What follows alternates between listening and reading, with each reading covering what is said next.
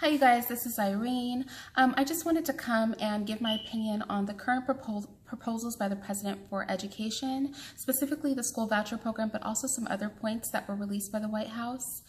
I want to preface this by saying, you know I don't like to speak to you guys like you are stupid, and I'm not going to abridge anything. There will be a lot of technical information and reading, okay, involved in this video. If you were hoping for a short video where I just kind of told you what I thought or what you should think with no facts, this will not be the video for you. But if you are interested in following along with what I'm saying to make sure that it's valid, there will be links to the official government websites and the information down below. And if you have the attention span of an adult and not the attention span of a 2-year-old who's been watching too much television, I hope that you will be able to sit through this, because it's really important that we not just form our opinions on these matters based on data that we have not seen, but that we actually educate ourselves and understand what is really being presented by the White House and by the President of the United States. With that said, I'm going to be going over the proposal for budget outlined by the White House. And let me just check on the date. It was released this year, February 2018. And before I get into that, specifically dealing with education, but if you want to dig through all 160 pages of that document, I advise you do, because it will tell you exactly where the White House, i.e. the President, is standing on all issues. It covers everything from the Department of Agriculture, Commerce, Defense, Education, Energy, Health and Human Services, Homeland Security, down to aeronautics, right? Small Business Administration, Civil Works, and all of that. So without question, you will know exactly where the President stands because it's in writing, right? It's official. But before we get into that document, specifically dealing with education, we won't go over all points. I want to just backtrack a little bit to 2017 and an executive order that the President released. He released it April 26, 2017. He signed this order, and I just want to go over what this executive order says. This executive order will be listed down below, and I'm going over this because I'm showing the consistency on this subject, at least of education, that the President has shown. And if it fleshes out the way in my mind and the way that I'm reading, I hope that it fleshes out, then God love this man. He's going to do a lot of good for us as far as education goes for our youth. So I just want to get into this executive order. Again, this is going to be like reading the lineage in the Old Testament. If you've ever done that, you know it's like why, you know?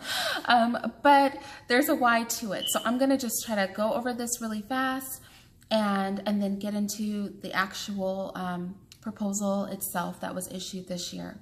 Again, this is the executive order, a presidential executive order on enforcing statutory prohibitions on federal control of education. It was issued April 26, 2017. All right, by the authority vested in me as the President of the Constitution, by the authority vested in me as President by the Constitution and the laws of the United States of America, and in order to restore the proper division of power under the Constitution between the federal government and the states, and to further the goals of and ensure strict compliance with the statutes that prohibit federal interference with state and local control over education, including Section 103 of the Department of Education Organization Act, Sections 438 and 447 of the General Education Provisions Act, as amended, and Sections 852 6A, 852.7, and 852.9 of the Elementary and Secondary Education Act of 1965, as amended by the Every Student Succeeds Act. It is hereby ordered as follows. This is crazy to me because you have to understand that he is saying right off top, there were certain limitations placed, right? I'm going to make this order based on what we were originally trying to do and all the amendments we've made to that, to limit federal interference with state sovereignty. Section 1, policy. It shall be the policy of the executive branch to protect and preserve the state and local control over the curriculum, program of instruction, administration, and personnel of educational institutions, schools, and school systems, consistent with applicable law, including ESEA, as amended by ESSA and ESEA's restrictions related to the Common Core standards developed under the Common Core Standards Initiative.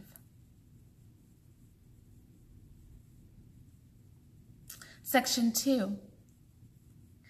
Review of regulations and guidance documents. The Secretary of Education shall review all Department of Education regulations and guidance documents relating to the DEOA, GEPA, and ESEA as amended by the ESSA.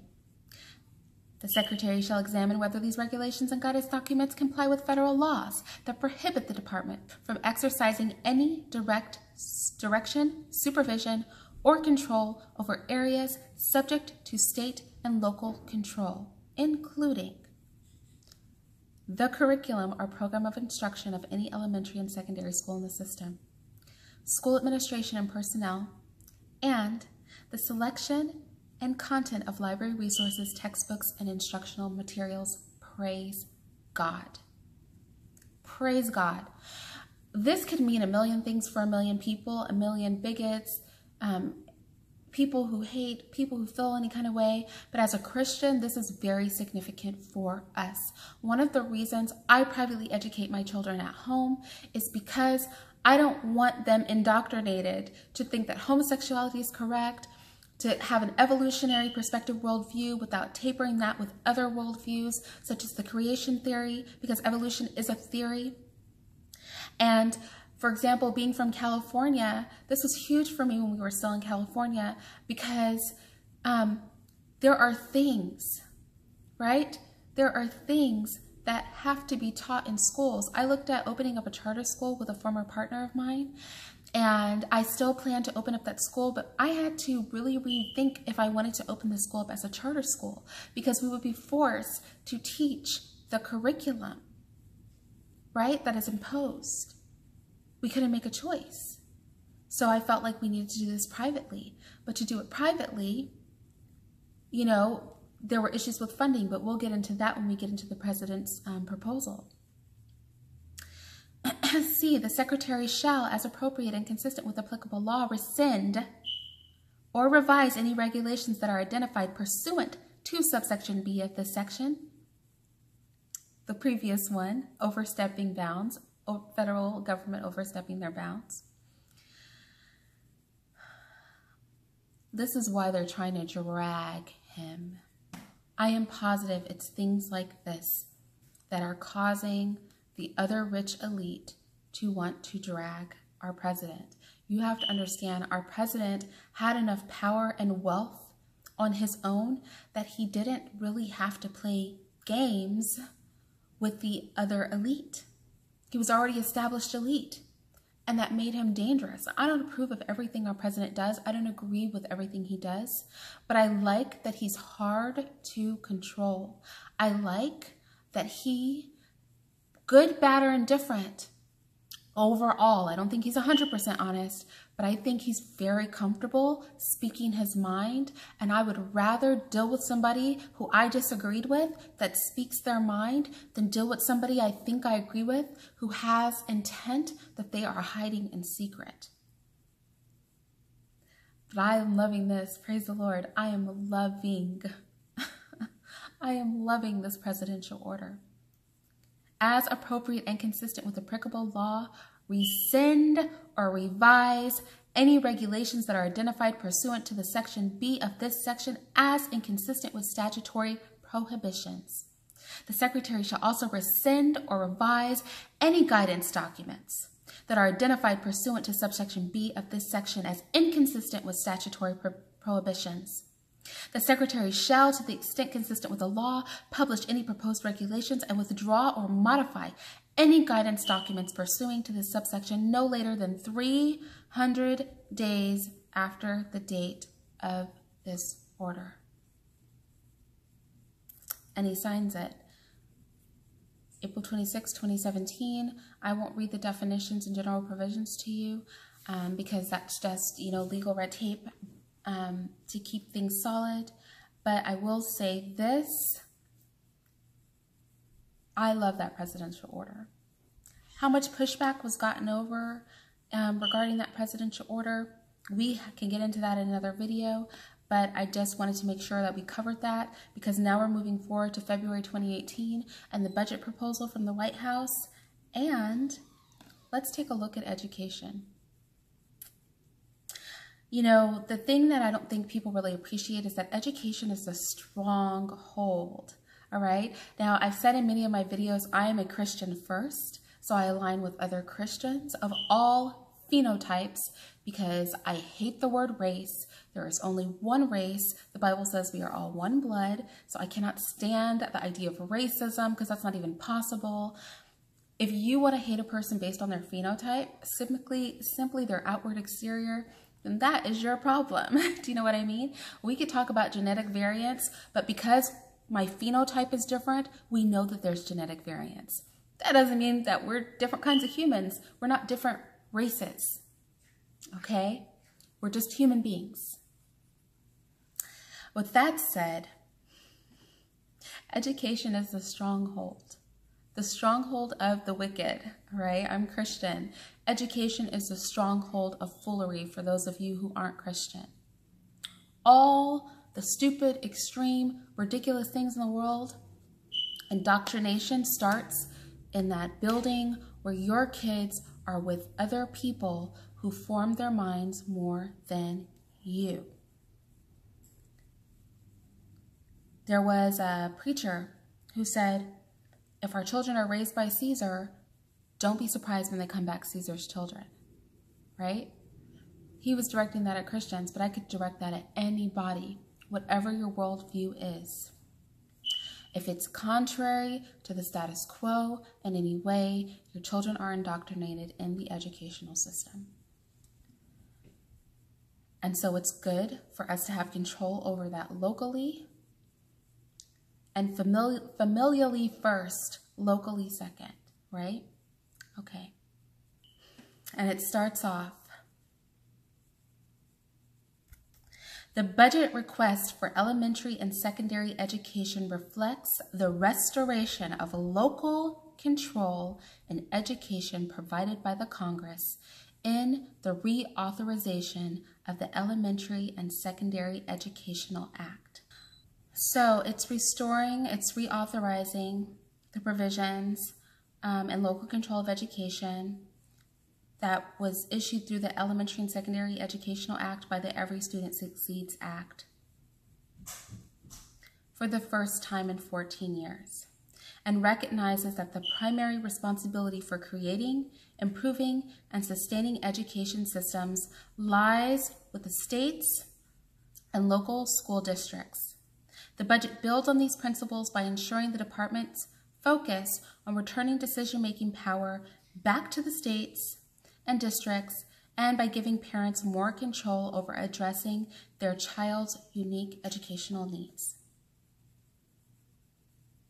The budget maintains funding for essential formula grant programs that support the nation's neediest students, including those in low-income communities and students with disabilities. And I think that is essential. As a Black woman, I recognize that most people that are of my phenotype are in poverty. We represent pretty much one of the largest poverty majorities other than the Native Americans in the country. The budget also streamlines and refocuses the federal investment in K-12 education by eliminating funding for 17 programs, totaling $4.4 billion that are duplicative, ineffective, or more appropriately supported through state, local, or private funds. So that part of it, I'm not sure about. I want to see what those 17 programs are. If they are in fact duplicative, that's a hard word for me to say. Ineffective is subjective, right? Not to be Dr. Seuss, but ineffective is subjective. And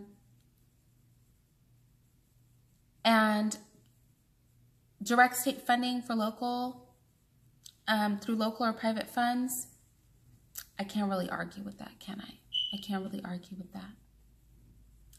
4.4 billion though, that's a huge chunk from education. So education is taking a huge chunk. But he goes on to reinvest 1.1 billion of that. So it's really ends up being, and I hope it's a reinvestment, I'm not interpreting this wrong. It ends up bringing that number down to more like 3.3 billion. That is still a huge loss, but I will say it doesn't take an arm, a leg, and a foot to educate children. As a person that educates children, we can do better. We don't need a ton of money, but we do need our staff to have living wages. Empowers families to choose the schools that are best for their children. So the budget invests 1.1 billion in school choice programs to expand the range of high-quality public and private school options for students. And the intent of that is to put more decision-making power in the hands of parents and families. Apparently, it is a down payment, that's how it's referred to, toward achieving the president's goal of an annual federal investment of $20 billion for a total of an estimated $100 billion when including matching state and local funds and school choice funding. So apparently,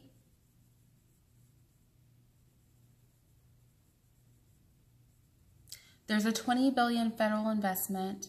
If states and local governments choose to participate in this program, there will be a federal match. That's incentive. So he did pull 4.4 billion, but there is the option if states and federal governments, states and local governments will participate in the voucher program.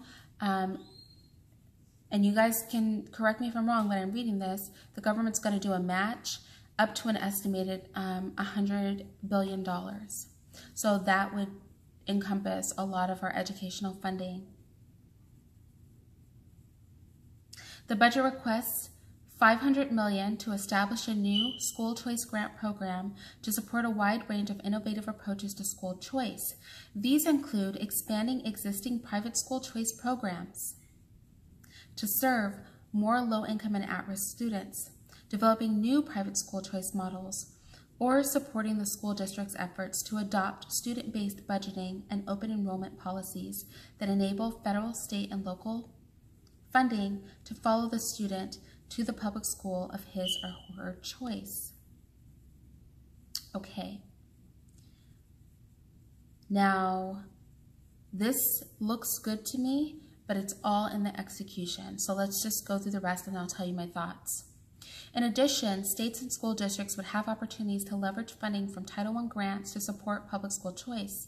The budget requests $500 million to fund the opening, expansion, and replication of high-quality public charter schools and the financing of charter school facilities.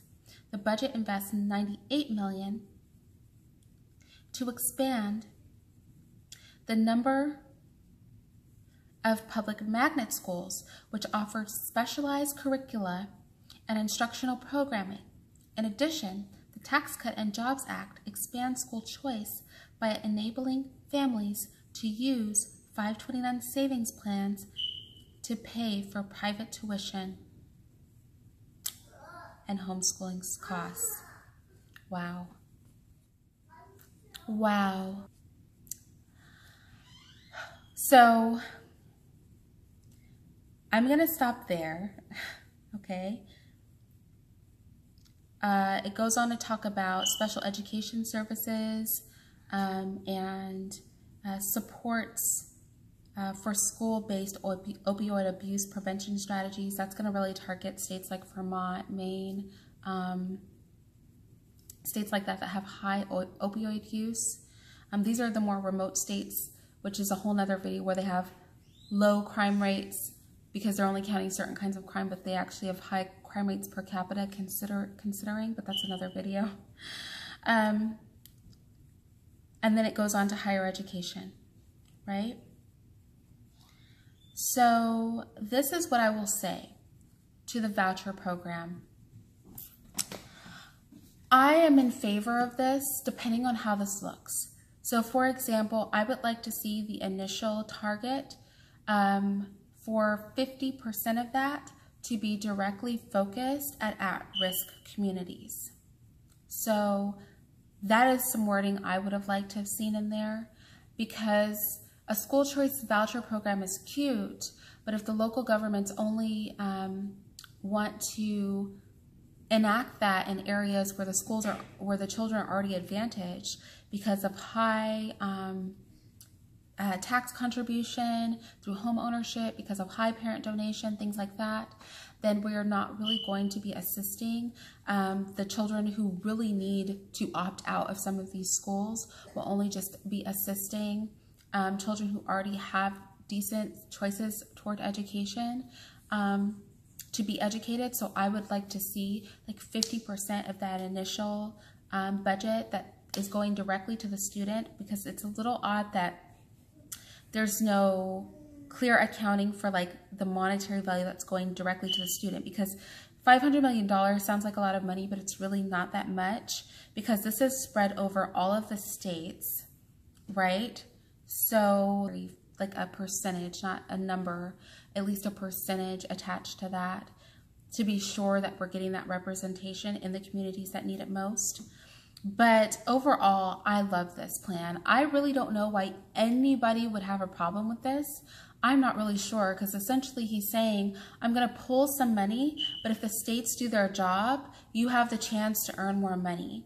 Now, why would there be some pushback on this? I have two really good examples, and then I'm going to let you guys go. One example is, I have a son, if you guys watch my videos, you know, I have a son that speaks 5 languages, some more fluently than others. He just left for school in Japan in April of this year. And when he was in high school, he started studying, like Japanese was the first language he started studying. He started studying that on his own in middle school. When he got in high school, he played a lot of sports. Eventually, I wanted to pull him out of all sports and get him in more, you know, more focused on curriculum, right? So I went to his counselor and I was like, look, my son is really interested in languages. So for an elective, I would like him to take an additional language so that at your school he can take French and Spanish, because those are the only languages the school offered. And she actually told me she would prefer that he took shop. And I literally had to write the district, her, and the principal. I CC'd everybody, and I was like, this is ridiculous that we have a high achieving student who is ambitious and that you would think shop. And this is a Black woman, like blew me away. You would think shop was more appropriate than this child picking up 2 extra languages. Then I had a lot of pushback because I just wanted to pull him out of some classes. I was like, well, the community college offers Japanese, and there's a concurrent enrollment program, and it is geared toward low achieving students. However, there's nothing in the statute that says high achieving students can't use this program, and that's where you go to a community college, you take courses, and you get, for every 1 semester of community college, you get 1 year of high school credit.